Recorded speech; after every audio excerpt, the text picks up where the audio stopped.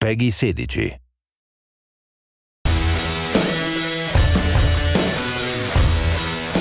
In the next 48 hours, game developer Monolith and parent company Warner Bros. Interactive Entertainment hope to gain new insight into a top-secret, unannounced console-based MOBA game that is entering the final stages of development.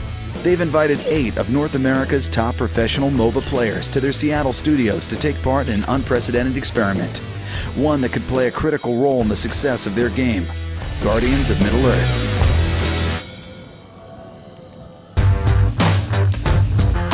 We're really excited to show you the game today. We've been working on this for a while now and been holding back, so you're kind of the first public to be able to see it who are actual hardcore gamers or MOBA players. So we're really excited about that. Before the developers can start collecting feedback, they need to get the pro players up to speed on the game's mechanics and key systems. A couple things we wanted to do was make the matches faster.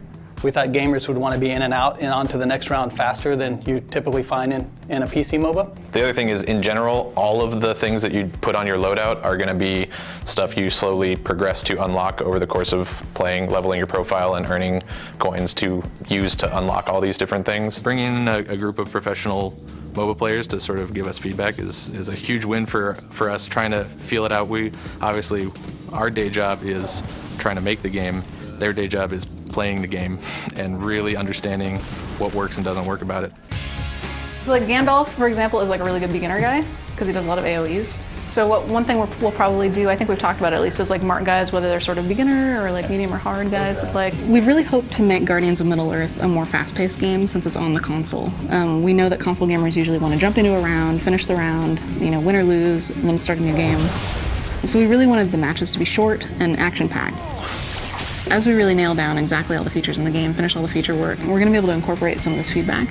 And I think also just the perspectives and information that we've gotten from these guys will really help us, in this finishing phase to decide what to focus on and what not to. The goal from the beginning was to make sure that this thing actually satisfies the most hardcore play. And then priority 2 is, okay, now make it the easiest ramp on as possible for new people. Our cause is just. Guardians of Middle-earth, I think, is a great entry point for new MOBA players because it's got the accessible sort of console controls, immediate interaction with your character kind of feel. It's a little bit simpler and faster paced, so you can kind of jump in and get more revs on it without having to learn quite as much about the structures around the culture in the PC space right now. With a firm grasp of the basics, the pros are ready for battle. For the developers, this is their first chance to see how professional players react to the game. Right bumper, right there, what does that mean? So you leveled up, so hold it down. I was never going straight for professional gaming. When I started, it was just a passion. I really liked playing competitively, and I just liked trying to win. So we did the intro this morning, got a bunch of feedback from you guys already, just digging into the menus and everything. So finally gonna actually start a 5-on-5 match. You actually play against each other, at least the 8 pros, and then we'll have 2 of the developers in the last couple slots here. So now you have 1 minute to do your loadouts, if you haven't already set them up. But right now they're trying to defend, their tower is actually being pushed a little already. But they have 2 Guardians in the bottom lane trying to push back. He's about to kill Legolas. He did. He finished Legolas. The biggest surprise of the day so far is how quick they adapt to the controls. Soren's fun because he has like a dash that also stealths him, so you can dash behind enemy lines and stealth and then knock guys back into your tower, which is really awesome. It's been fun to really pick out those things that I think that fans of the lore are going to recognize, but also I think gamers will recognize how much depth there is behind each of these characters. The developers are working towards a balanced game where no one player has a distinct advantage and matches end around a sweet spot of 15 minutes. But the players are finding that not all Guardians are created equal and matches last twice as long as expected. Oh, now you're going to prolong it because you're actually going to kill all of them, huh? Oh my God. That was close. Oh that was my close. God. I think I just 1v5'd them and then killed everybody. I started playing games, well, I wouldn't say professionally, but I started playing games a lot as an escape from reality, I guess, and now it is the reality, so I'm quite happy with that. In the last half hour here playing this, how does it feel for just picking it up? And it's pretty easy picking it up. I mean, I think it takes about 5 minutes to figure out what the skill does, and really you just give it a little bit of thought. You get a really general sense of how the character should be played.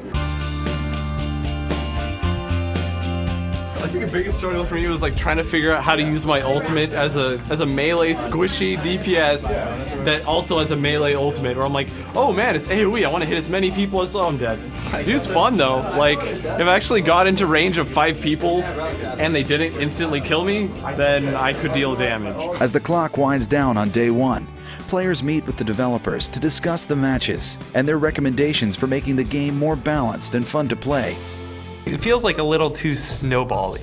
You know what I mean? one of our major issues in the game right now is snowballing experience levels, where one team will get ahead in experience levels compared to the other team, and it's a very hard pull to try to get the other team back again, to make a shift back if their player skill dominates over the other team. If the team drags it out until level 14, everybody would be at their maximum potential, and it's really just going to come down to who is going to fight better, who's going to perform better in a team fight environment. Essentially, at some point in time, you can't end the game because the soldiers aren't killing towers quickly enough, and people are just wiping the waves, and that kind of stagnates the game as well.